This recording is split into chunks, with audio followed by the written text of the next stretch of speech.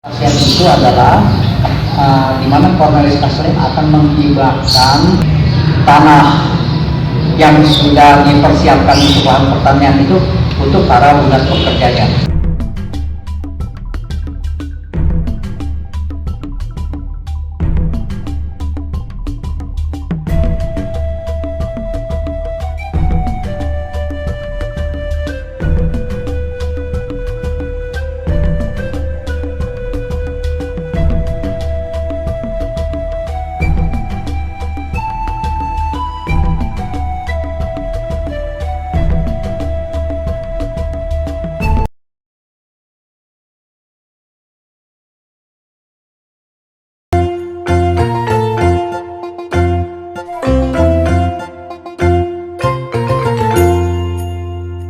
Depok merupakan sebuah kota penyangga ibu kota Jakarta. Terletak di Provinsi Jawa Barat, tepatnya di antara selatan Jakarta dan kota Bogor. Dahulu, Depok masih berupa hutan belantara dan sering dijadikan tempat untuk orang-orang bertapa atau bisa disebut dengan pedepokan.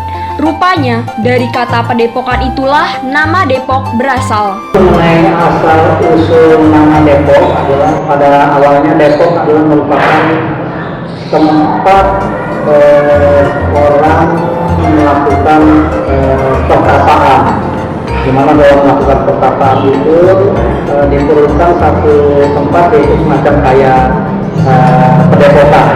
Nah, untuk memudahkan lafal, akhirnya dari sebutan pedepokan itu dipersingkat menjadi Depok. Kemudian datanglah seorang tuan tanah yang bernama Cornelis Kastelin yang membeli tanah di Depok dari Lucas van der Muur pada tahun 1696.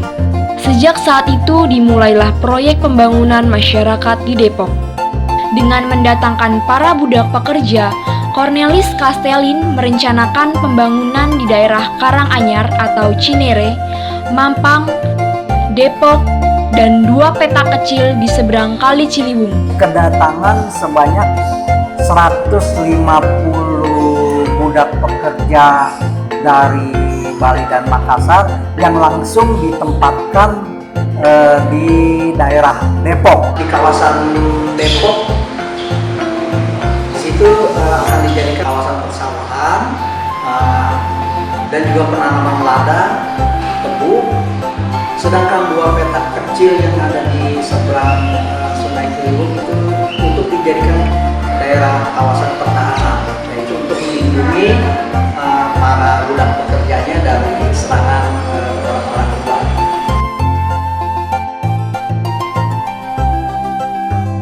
Sebelum Cornelis Kastelin meninggal, rupanya ia telah menyusun konsep surat wasiat yang diperuntukkan kepada para budak pekerjanya.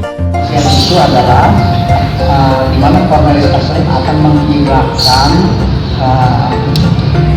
tanah yang sudah dipersiapkan untuk lahan pertanian itu untuk para dinas pekerjanya.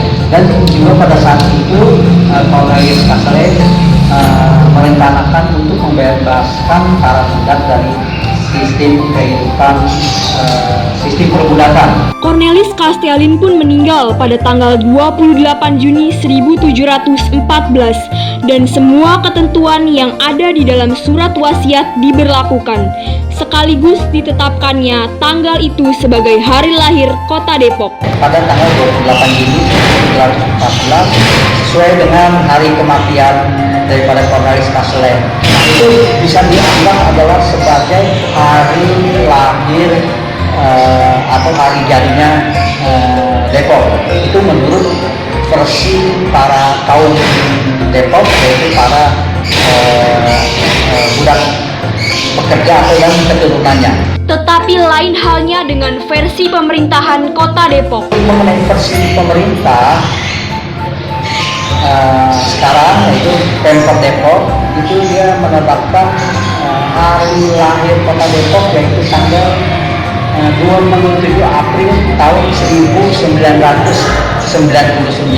Sepeninggalnya Cornelis Castelin, bisa diambil kesimpulan bahwa keturunan budak pekerjanya dapat dikelompokkan menurut nama keluarga atau marga yang terdiri dari 12 marga, yaitu Bakas, Ishak, Jacob, Jonathan, Joseph, Lawrence, Leander, Lun, Samuel, Swedira, Tolense, dan Zadok. Tapi saat dok ini hingga sekarang itu sudah tidak ada karena marga ini sudah memiliki keturunan laki-laki. Setiap perjalanan sejarah tentunya menyisakan bukti nyata dari perjalanan sejarah itu sendiri, atau yang disebut dengan peninggalan. Dan di gedung Yayasan Lembaga Cornelis Castelin inilah aset-aset peninggalan sejarah Kota Depok dipelihara, antara lain 1. Gereja Immanuel yang terletak di Jalan Pemuda nomor 70 Depok. Merupakan gereja pertama di Depok, didirikan pada tahun 1854. Dahulu gereja ini bernama Gereja Masehi Depok. Setelah pengalihan aset kepada Sinode GPIB, gereja ini berganti nama menjadi Gereja Protestan di Indonesia Bagian Barat atau GPIB Immanuel. Walaupun sudah mengalami 5 kali masa renovasi, tetapi bentuk fisik gereja ini masih sama seperti dulu. 2. Europe School atau sekarang menjadi SDN Pancoran Mas II. Dibangun pada tahun 1886, merupakan sekolah pertama yang ada di Depok. Disinilah tempat bersekolahnya anak-anak Belanda dan anak-anak kaum Depok yang haknya telah disamakan dengan golongan Eropa. 3. Rumah Sakit Harapan Depok terletak di Jalan Pemuda nomor 10, berdiri 11 Juni 1967. Sebelumnya, yaitu pada tahun 1913, bangunan ini merupakan kantor pemerintahan Kota Praja Depok atau Gemeente Bestuur. 1 tahun setelahnya, berdiri tepat di depan kantor ini sebuah monumen pembebasan dari ikatan perbudakan. Dari Gemeente Bestuur ini menunjukkan kalau Depok pernah memiliki pemerintahan sendiri pada masa kolonial Belanda. Tak tanggung, Depok bahkan pernah punya presiden sendiri pada masa itu. Disinilah kediaman Presiden Depok terakhir yang bernama Johannes M. Jonathan. Jika dilihat dari bentuk fisik bangunan ini masih sama seperti dahulu.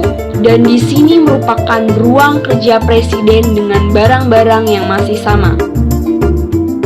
4. Tiang telepon. Tiang telepon ini memiliki tinggi sekitar 10 meter dan diperkirakan dibangun pada tahun 1900, merupakan monumen peninggalan masa awal pertelekomunikasian Depok.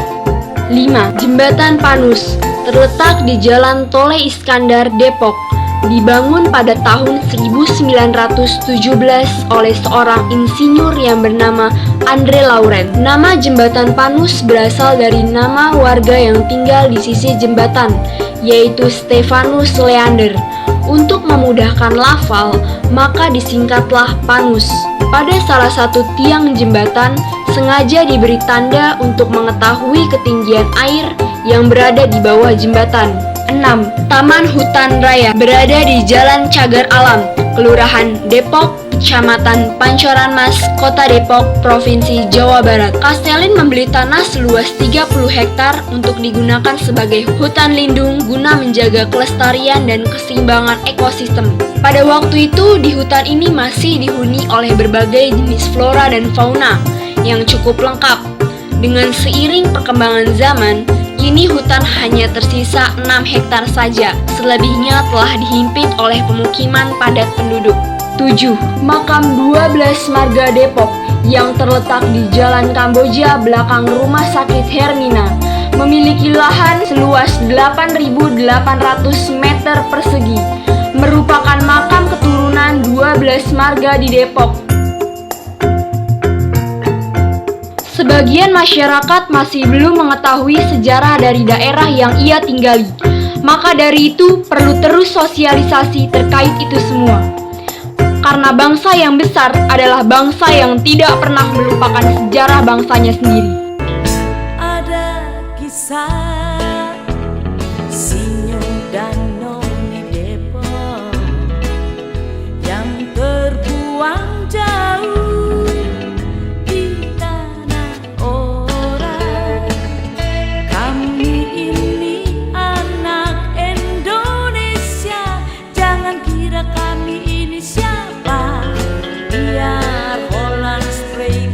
Mar